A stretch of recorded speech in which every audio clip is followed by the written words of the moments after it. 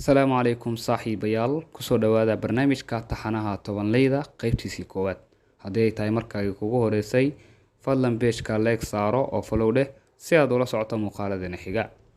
waxaan barnaamijka taxanaha tobanleyda qaybtiisa koowaad kusoo qaadan doonaa 10ka dal ee qaaradda Afrika ugu dadka tirada badan.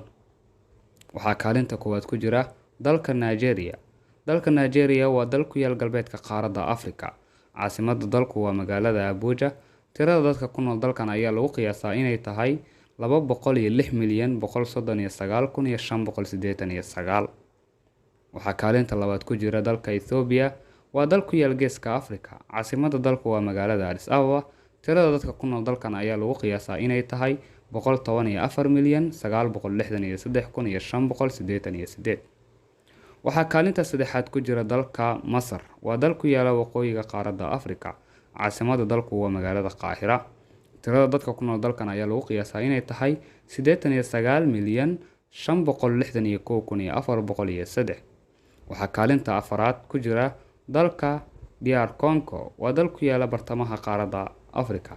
caasimadda dalku waa Kinshaasa. tirada dalka ku nool dalkan ayaa lagu qiyaasaa 89,561,403.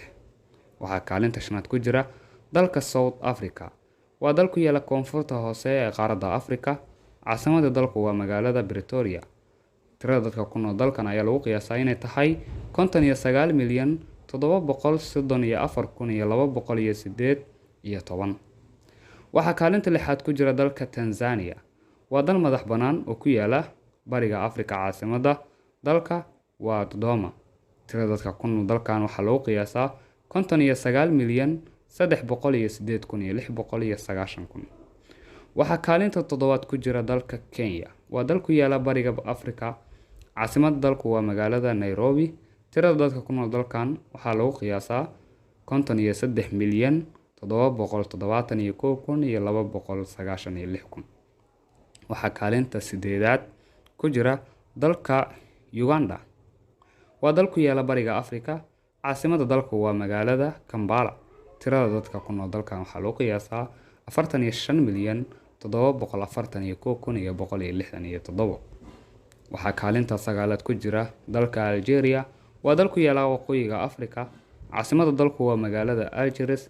tirada dadka ku nool dalkan waxaa lagu qiyaasaa 43,851,044.